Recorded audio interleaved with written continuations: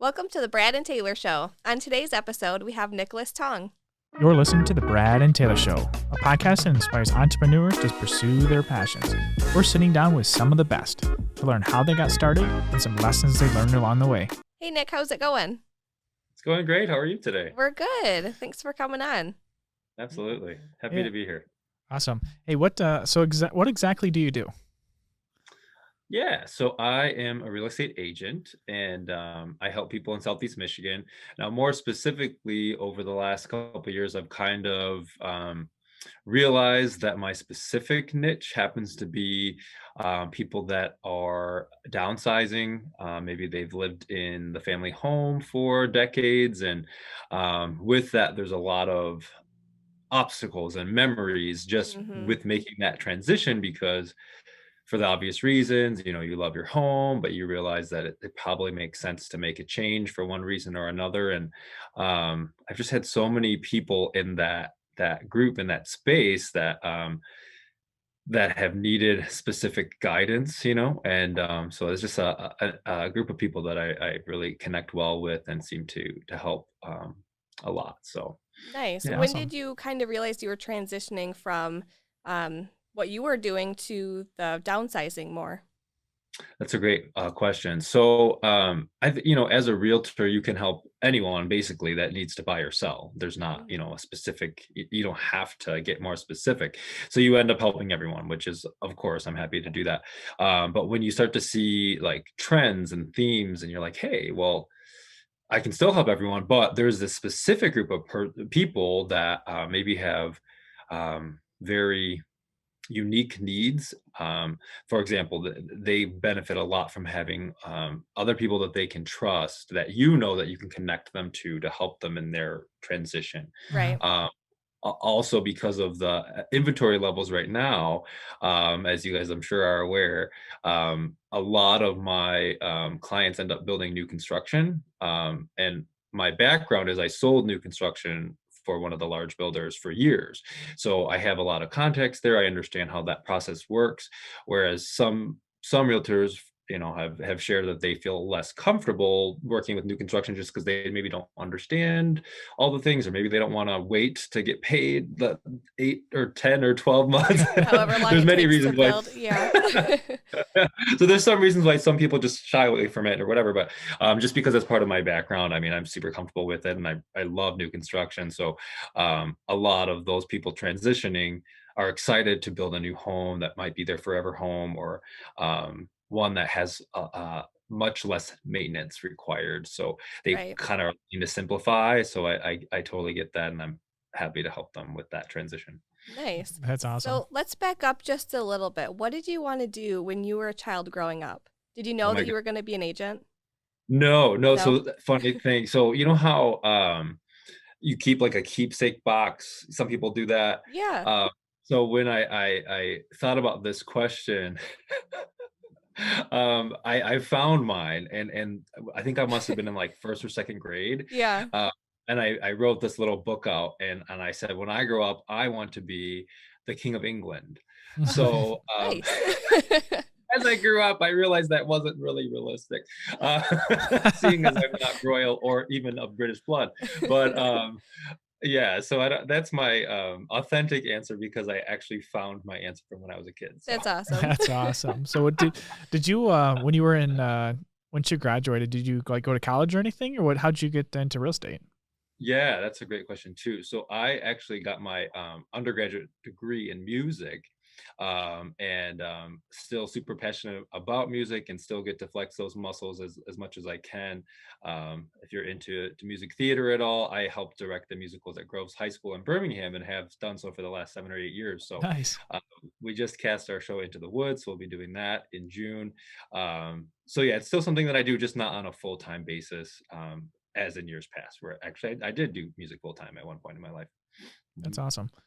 That's awesome. So when did you decide to get your real estate license? How'd that work out? Yeah, so I started in new construction, kind of by happenstance. It wasn't something that I was specifically seeking out on purpose. Um, and an opportunity came, and I ended up really enjoying it, and had a great time. And then at a certain point, I realized, you know what? With new construction, oftentimes you have to stay in your little specific pocket, right? So wherever community you are, you kind of stay in that little niche of the world. Hmm. And I realized, you know what? This is great, but I want to help even more people. Like, how can I do that? And so that kind of lent to saying, hey, let's just do traditional real estate so I can be anywhere I want to be in Southeast Right. Michigan, kind of go from there. So, Nice. Nice, mhm. nice. So when you first started in real estate, or yeah, let's do real estate. When you first started in real estate, what is the best piece of advice that you received from somebody that's kind of just stuck with you throughout the years? So this is funny too because I haven't been doing traditional for that long. So, Yeah. but I would say it was very important to me to be around a lot of transactions Okay. because you learn by doing, right? Right. So for me, I didn't want to do any clients a disservice by being just super inexperienced or super in, I don't know, just not having seen a lot. So for me, being at an office that did a lot of transactions was key. So that way I knew I could in the future service them better, my clients, by just having exposure to um, a lot of different transactions. Yeah. Yeah, no, So that makes sense. The more you see, the more you'll get yeah. comfortable with it. Yeah, absolutely. I think I would Hmm. be in that boat as well. I would be more Yeah, hands-on and have to like watch it for unfold sure. before I'm like, okay, I can do this. Absolutely. Hmm. So what's been your most memorable transaction? It could be good or bad, whatever direction you want to go in. They had such a from what their feedback was, because I kind of picked their brains later on, and they said, you know, we were just so thankful that we had you as a part of this process because you knew things and people that kind of helped when issues came up, that they felt like they wouldn't have known how to navigate through without Right. me, which I loved hearing the feedback. It made me feel, you know, just happy to be able to be there for them. And then when it came time to sell their house, they had kind of said, well, what do you think we should list it at? And I, you know, I said, well, what do you guys think? Because I always like to gauge like where they're at, so that way um, we want to be on the same page, but we also Yeah. want Hmm. to use data to support that. Yeah.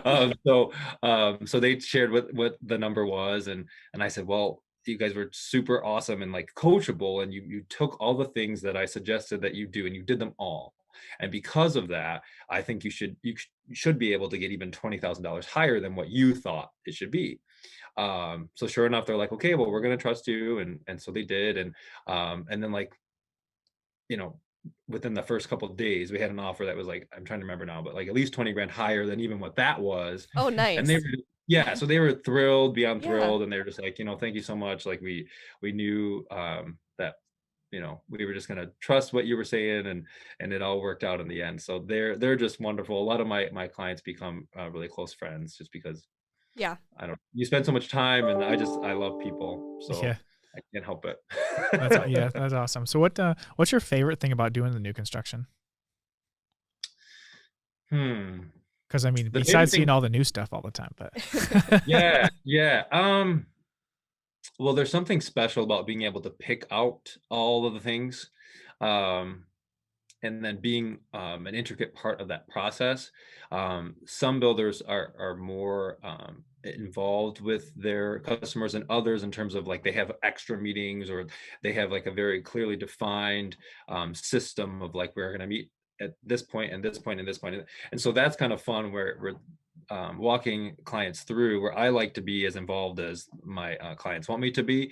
So typically they're at their color selections and all their builder meetings and all of those things, the inspections that happen, just because I just like to be a part of it. But so I think you just feel more connected to the house because it goes so long. You know, you're Yeah. typically looking at on the minimum like 6 months, but it's sometimes as long as a year. So um, it's just kind of a fun process to see that whole thing unfold. Yeah. yeah, that's If awesome. someone were to come to you to downsize and Mhm. they had do you have any like recommendations for them? Like a checklist, like, okay, make sure you get this in order. This is the process. This is how long it might take. Anything Yeah. like that that you could recommend to somebody? For sure, that's a fantastic question. So at the beginning, sometimes they just feel overwhelmed because Yeah. of just sheer things that are in the home, or maybe Mhm. projects that they feel like they need to do. So I always like to walk through and tell them, because what's interesting is sometimes people think they should do things that they really maybe don't need to. They Mhm. kind of put their focus on the things that don't matter. Yeah. I'll give you an example, like organizing a garage. That is like low on the totem pole, because I normally am not photographing garages. I just don't think that is an exciting space, unless you did something miraculous with it. So I try to tell them, hey, let's focus on the biggest things that maybe we know are going to be photographed. And then, it's going to take some time for those to process and for us to upload everything anyway. So then we can kind of strategize, like, what do we focus on first? So Right. whether it's, walking them through room by room and telling them what to do, I find that super helpful, giving them a game plan. And Mhm. then also trying to assess, like, what is your motivation? Do you want to sell quickly, or do you want to sell for top dollar? You can't necessarily do them together without doing some of the necessary things to kind of maximize. Right. Um, so it's just, yeah, to your question, like giving them a game plan, because each person's situation is going to be different, of course. Whether they have the funds to do some extra projects to maximize their return, or whether they just want to get out. So we kind of I try to help them wherever they fall to get the best result. Nice. Yeah, you said it could be, like, overwhelming for them. Like, Hmm. definitely. Absolutely. Because over the years, how much stuff do you collect in a house? Like, when we first moved, where do we even get half of that stuff from? Yeah, Like right.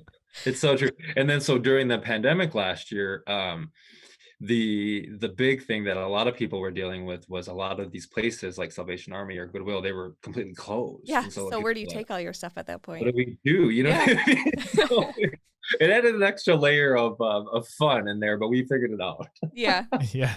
nice. Do That's you awesome. do you read a lot? I don't know if do you read books? Or do you do Uh, audiobooks at all? Before I had kids, I read a ton. Yeah. But now I read, kid books to them. Yeah.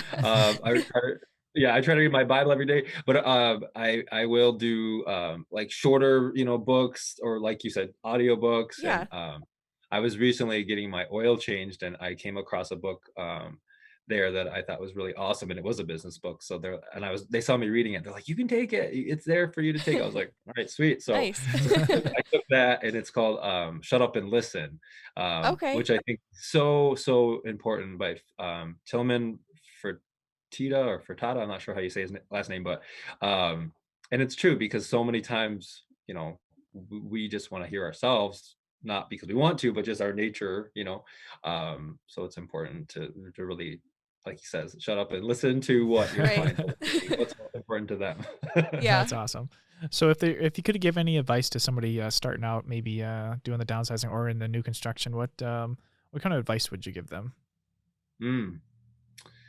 So for people thinking about new construction, I think exposure is key. Like, if you are somebody thinking about building new, connect with an agent that's very well versed in that, because it's a huge decision as to which way you're going to go. Mhm. You kind of want to understand all the ins and outs of how that's going to look, how you're protected, um, all those kinds of things, options, because when you're initially just looking, there's so many unknown costs when it comes to new construction, which is why some people shy away from that, understandably. So I would say just talking with somebody that is really experienced with that would be in their best interest. And then in terms of downsizing, I would say similarly, just talk with a few people and get their opinions about, what they should be doing and how they should be moving forward for next steps. Um, because at the end of the day, I firmly believe, like, people are going to excel if they feel in whatever profession you pick. If your true motivation is doing what's best for your client, your business is gonna grow. It can't be about you. It can never be about you. It has to always be about what's best for the person that you're helping. Yep, awesome. I like it. I like it. How can people get a hold of you? I feel like I'm pretty accessible. I try to be. So phone, email. You can go to my website as well. But yeah, yeah, either of those, and I can. So my direct email is Nicholas at tongrealestate.com. Tong is spelled Tong. Awesome. Hey, thanks for coming on and sharing your story with us today. Well, thank you so much for having me. I felt so honored to be asked, and I'm happy to be here. So, Yep. Are these working? All right. Here we go. Oh, there we go. I think that worked. Should we tell them? Mine keeps falling. It doesn't like my voice. What do we got to tell them? Subscribe. Subscribe. What do we got to point at it? Hey, I think there's a subscription button. Like, It might be there. it might be right there too, Somewhere. somewhere. Find it. It's red. Yeah. And it's Red. blue. It's green. I don't really know. It's a color. This mic isn't even attached. Did you plug these in? Well, I guess. I wonder if they can hear us. Yeah. I wonder if they hear us. Well, we should probably tell them if they can hear us. We should probably tell them also give us a 5-star review for listening to on Apple. That'd be cool. 5 5-star stars, review. guys. Share it with everybody they can think of. We won't take But- 4 stars. I mean, Taylor, I don't even think these are on. I mean, No, I don't think this is working. This is not working. Yeah.